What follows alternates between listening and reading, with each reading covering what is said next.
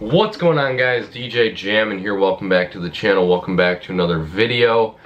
This is part one of a four-part series on mobile DJ gig tips. I've been meaning to get around to doing some kind of series tip video, but just haven't had the time. I'm going to do it now while I have the time before all these gigs start coming in. So today we're going to talk about pre-gig tips, as I like to call it. Stuff that you're going to do before your gig, stuff you're going to do before you even leave the house. So let's get right into it.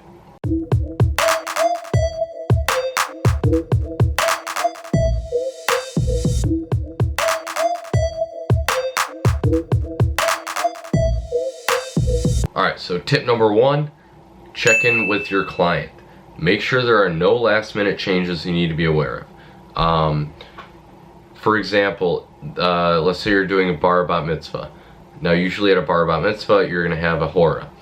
If you don't know what a bar bat mitzvah is, what it's all about, look it up. Anyways, usually you're going to do a hora, but for whatever reason, if a family decides that they don't want to do it, it's going to be better to know that well before the gig than finding out right before you're about to do it at the party. Reasons for this is chances are you're going to have some kind of timeline. Whether it's a timeline that you create, a timeline that the client creates, a timeline that the party planner creates. Going back to the example that you're not going to have a hora at this party.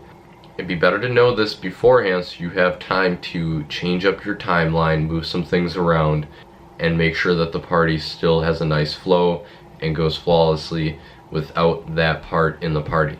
Now if you find this out right before you're about to do the hora at the party, the family member comes up, hey, we're not going to do the hora. You have to be good enough on your feet, good enough to quickly think about how you're going to change the timeline on the fly to keep the party going, to keep that consistent flow throughout the party. And that'll come with experience. The more that you do, not just bar bat mitzvahs, but anything, weddings, private parties, anything that you have a timeline for, it'll just come with experience.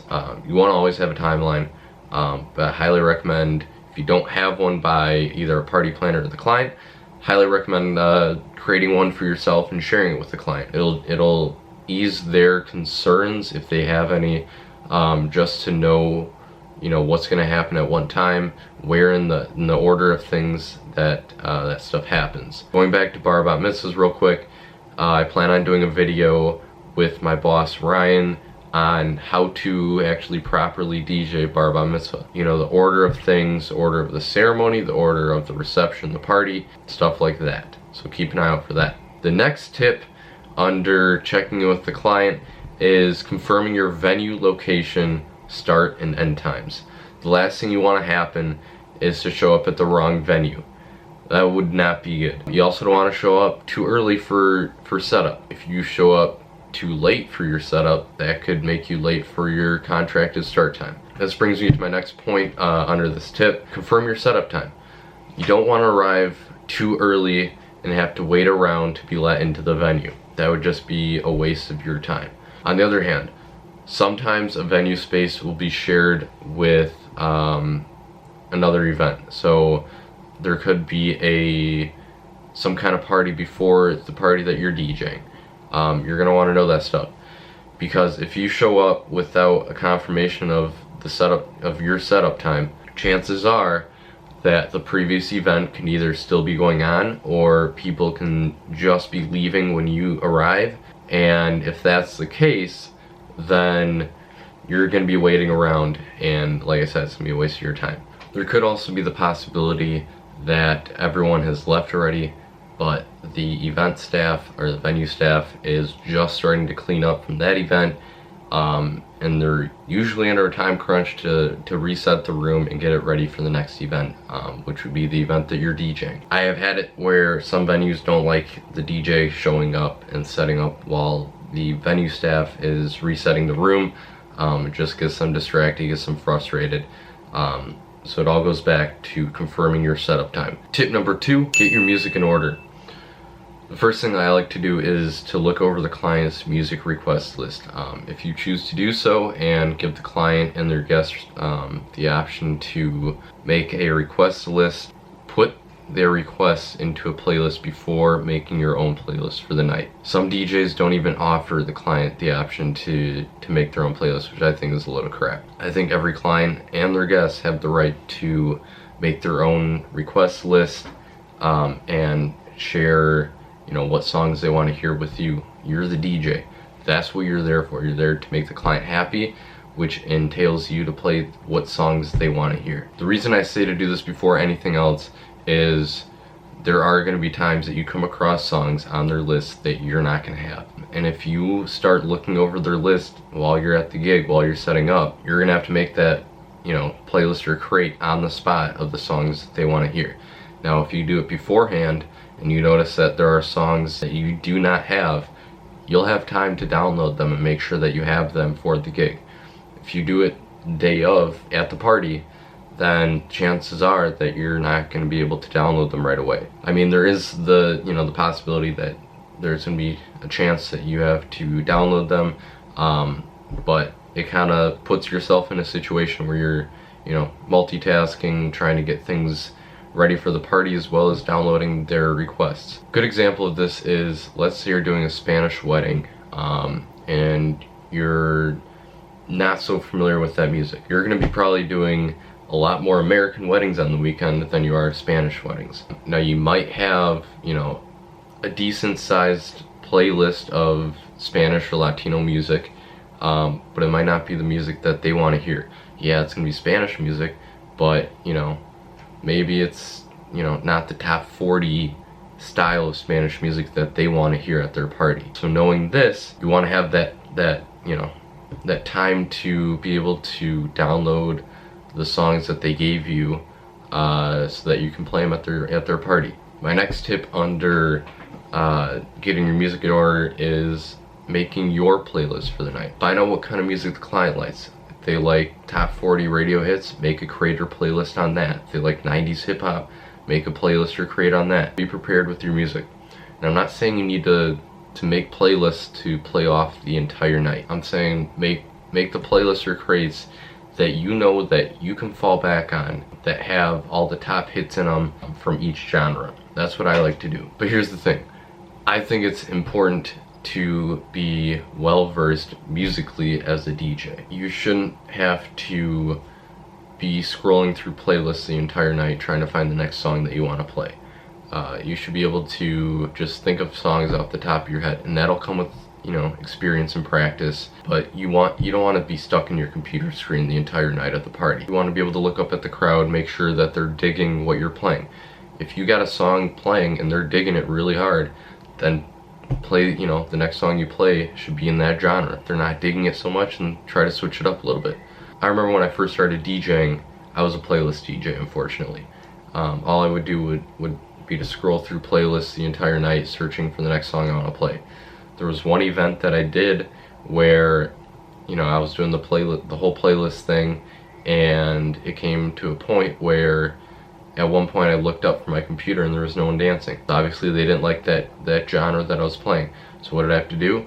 I had to go back again into the playlist and look for the next song that I wanted, because I couldn't think of, you know, the next song that I want to play and search it in the computer. So that's what I started doing after that gig is, you know, when I do my mix sessions, when I practice searching for the songs, and, you know, just imagine there's a crowd in front of you. What do they want to hear? Start with one genre, keep searching for songs in that genre, then slowly transition into a different genre and search for those songs. So it'll come with practice, but I highly recommend doing that. Another quick tip regarding getting your music in order. Chances are, if you're a professional DJ, then you're subscribed to a music subscription or record pool, at least one, if not more. Highly recommend just logging on at the beginning of each week, just downloading you know, the top hits from that week for each genre. Or if you know of a song that you heard on the radio last week or whatever, search it, download it, make sure that it's ready to go. Same thing applies to music subscriptions.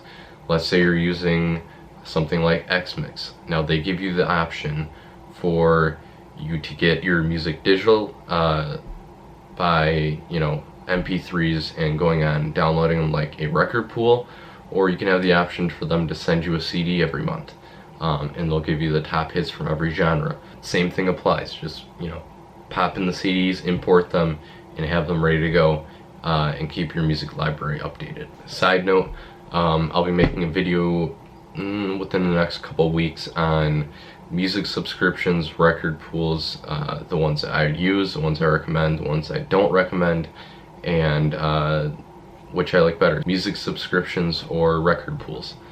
So keep an eye out for that one as well. Tip number 3 is make a gear checklist. Make a checklist of the gear that you need to bring for your gig. I think it's always a good idea to write down the equipment that you need, and just writing down stuff that you need to bring in general. You know, you might not put gaff tape or batteries on your checklist in general, but you should start to do that, because I can't tell you how many times I've forgotten tape or batteries for my mic, and I've had to run out and get them. Just, you know, put them on the checklist. Just make sure you have them. The whole point of a checklist is to kind of keep track of, you know, what you need to bring. I've had times where I have forgotten stuff and have been, you know, fortunate to be remotely in the area of my house, from where the gig's at, so I've been able to run home and get it. But, you know, better safe than sorry. Make the checklist and don't forget anything. You know, let's say you're out of state doing a gig and by chance you forget your hard drive at home. Now, I'm pretty sure you'd probably just be screwed at that point. But that just proves that, you know, making the checklist helps. When it comes to actually making the checklist, I like to start from the basics. Start with your table. What goes on the table that you need a DJ? You know, your mixer, your laptop, your mic, stuff like that. So start with the basics. Then move to your audio. What are you bringing as far as speakers? Are you bringing 2 tops? Are you bringing 2 tops, 2 subs? You know, your speaker stands, stuff like that. Then move to your cables. Then move to your lighting, blah blah blah, etc. Just write everything down that you think you'll need for your gig. This will also help you with teardown. I have forgotten many things at venues, you know, the past 6 years that I've been DJing. When it comes time to start packing the car, just pull out the checklist and start going down and making sure that you have everything. Start, you know, just check it off as you load it in the car or van. That'll just ensure that you don't forget anything at the venue. Tip number 4, this is the last one, get all your paperwork in order. Print all the necessary documents and paperwork that you need to bring with you to the gig. I find it important that you have a hard copy of your signed contract on you at the gig. This way, if any issues arise, whether it's, you know, for payment or times or overtime, you can just pull out the contract and hopefully address the issue and resolve it. Also, if you have any timelines, music requests, special instructions, for my wedding DJs out there, your names list for bridal introductions, etc. It's always better to have a hard copy of that on you rather than relying on electronic versions, especially if you come into the situation where you have no internet and you can't access them. It's just better to have it hard copy. So that is it for my 4 tips on the pre-gig stuff. In the next video we'll be talking about arriving at the gig and setting up. So stay tuned for that. That'll be next week. And yeah, just stay tuned. Make sure to like, comment, subscribe, do your thing. And we'll catch you in the next video. Peace.